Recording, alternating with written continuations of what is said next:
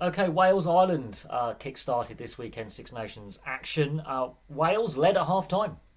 Wales led at half-time and had a great opportunity with Ireland down to 14 men to potentially win the game. Now, the 20-minute red card has come into play. And I'm not sold on the 20-minute red card. I'm not sold on the TMO review for yellows to reds and reds to yellows. I'm not sold on that. I never have been. And that goes back to the last World Cup a couple of years ago.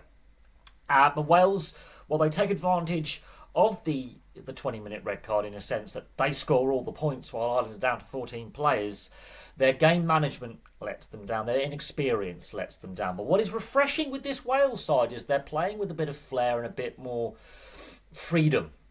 There didn't seem to be any fear in this Welsh side today. Execution, game management, yes, that will come in time with more confidence.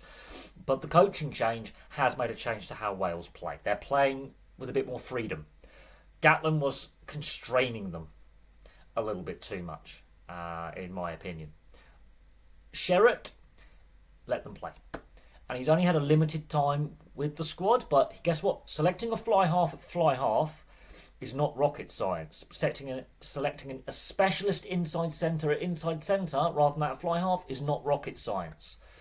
Simple things like that, getting your spine right with some experienced players, like Anscombe back in the side, did have a positive impact. Now, Anscombe going off injured, I do think disrupted Wales a little bit.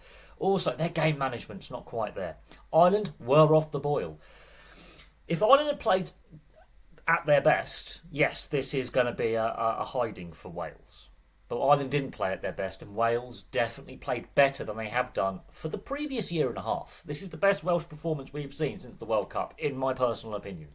This is the worst Ireland performance I have seen since that World Cup quarter-final about a year and a half ago. So, let's break the game down. It was 13-10 to Wales at half-time, and yes, there is the Ringrose yellow that is upgraded to a 20-minute red. We will discuss that. The Conan try, Ireland are doing Ireland things very well. Wales have started brightly, but their execution's being a bit sloppy. And Ireland have the territory and are defending basically on the Welsh 22. And pressure tells. Conan gets his try on 7 minutes. 7 minutes in, Prendergast converts. Then, the first 20 minutes, Ireland doing all right. The only area where Ireland are letting themselves down is in the scrum. A lot of penalties at scrum time for Ireland. So their discipline wasn't great today, and that is something they won't be happy with. Scrum time were poor, and in open play, their discipline did let them down. The penalty count was too high, but Prendergast gets a penalty on 21 minutes. Anscombe does respond on 23 minutes. So Wales are hanging in there. They are hanging in there. However, they are showing some really bright signs with ball in hand. Their kicking game could use some improvement. Their kick pressure could use some improvement. And their kick chase could use some improvement. But you can see they're willing to chance their hand a little bit. Timing's not quite there, but they were willing to throw the ball around a bit and be expansive and just play with a bit more freedom. The shackles are off, and this is what we want to see is exciting running it. But the kicking game, not quite there yet. Then the Ringrose yellow comes along. Now, Ireland are not playing well. They're leading the game.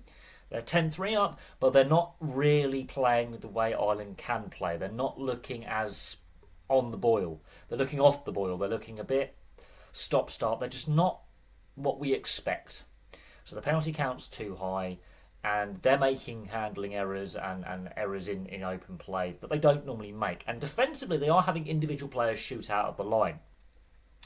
And Ringrose does this. He doesn't need to do it. Now, that on a height issue, if he doesn't have head-to-head contact, it wouldn't have been foul play. But he's mistimed his charge out the line. He's mistimed the challenge. It's given a yellow on 34 minutes. Now, Anscombe would slot the resulting penalty. Morgan would score the try right at the stroke of half-time, which Anscombe converts to give Wales the lead, 13-10. During the half-time break, that is upgraded to a 20-minute red. Now, in my opinion, I think the review system and the 20-minute red and upgrading or downgrading reds and yellows and all this, we don't need this in the game. I think it takes away some of the authority away from the referee and his touch judges, who are also, by the way, referees. So you've basically got 3 referees out there, 2 running the lines, 1's in the middle. They are relying now more on the instant replays, the TMO. And that does disrupt the flow of the game. Now, under the current laws of the game, head-on-head contact generally is a red. The fact they're saying it meets a yellow card threshold, for me, if that's going to be a red, it should be a red. We don't need the 20-minute red, in my opinion. Because it means Ireland are still back to 15 players to finish the game. Now, Ringrose, I don't think there's any malicious intent in that. I think he has mistimed it and he's got his technique a little bit wrong. And, on another day, another TMO might have a slightly different interpretation, and that remains a yellow. Or another TMO might have a different interpretation, and that then becomes a full red rather than 20-minute red. So this is where I don't think having this next stage is necessary. Wales do take advantage of this. So it's half-time, it's 13-10. Ireland aren't playing well. We now know it's been upgraded to a red. We find out it's a 20-minute red. Now, Rodgers would score a brilliant try in the corner on 43 minutes. So Wales start the second half really, really well. They take advantage of having that extra player on the field. They do miss the conversion, however. Then Bandy Aki comes on, and Ireland are restored to 15 players. This is where I think that 20-minute red card is just unnecessary.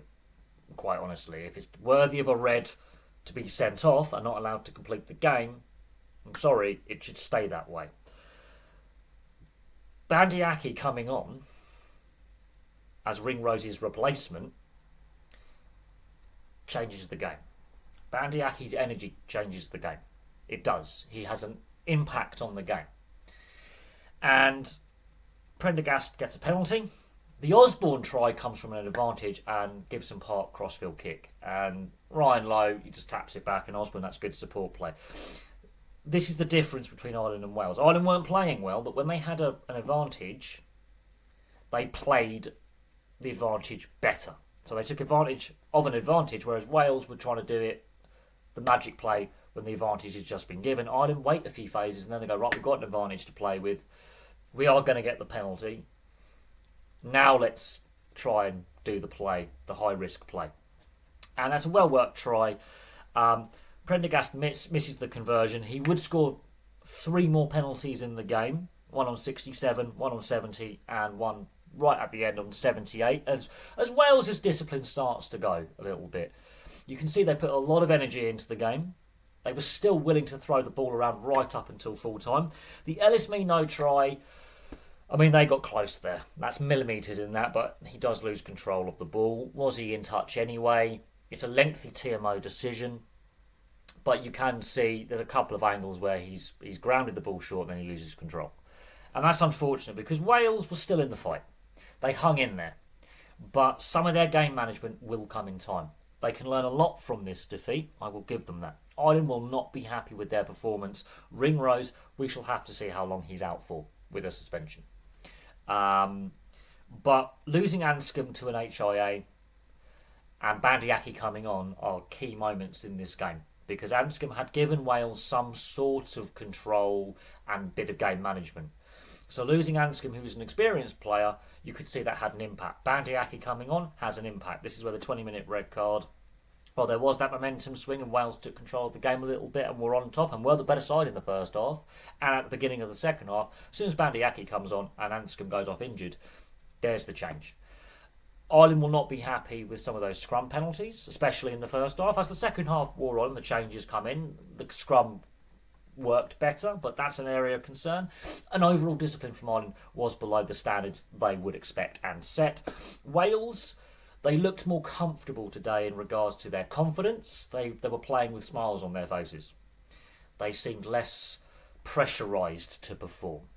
They seemed freer in their play. Whereas under Gatland, when the losing started, they could definitely see the confidence was shot. And I think Gatland had lost the room. And his style of play didn't suit the talents to some of the players on display. I mean, Ellis Mee looks really an exciting winger. Another Reece Samet in the making. Rodgers looks an exciting player on the other wing. The two wingers look really exciting. Some of the offloading and the passing, okay, they could be a bit deeper or a bit shallower depending on how the attack plays forming. Their kick game could be a bit better. Their kick chase, their kick pressure. Little things could be better, little decision making. But it was refreshing to see them throw the ball around a little bit and play with a bit of freedom. So Matt Sherritt, I think he's had an impact on this team. That's the best I've seen Wales play since the World Cup, and this is the worst I've seen Ireland play since the World Cup. Yeah, Ireland have a much better system, much better structures, and while they weren't at their best today, it's a sign of a good side that you can win while not playing well. Whereas Wales really gave them a game, gave it a crack. They're still some way off the rest of the Six Nations in regards to results and performances and getting these players to build combinations, because Matt Sherritt made a lot of changes. But there we go. Thank you very much for watching. Now we've got England, Scotland at Twickenham. That's going to be a fun contest, and that could be a similar game to this one. It could be very close, or it could go on, depending on how Scotland play and how England play the first 20 minutes, could determine the outcome. It could be a very close game, could be a very exciting game. But there we go. Wales, well, the scoreline started to go away from him in the end. It was a much closer game than the final score suggested. But there we go. Thank you very much for watching. Place your thoughts in the comments section below. I'll have some more content for you guys very, very soon.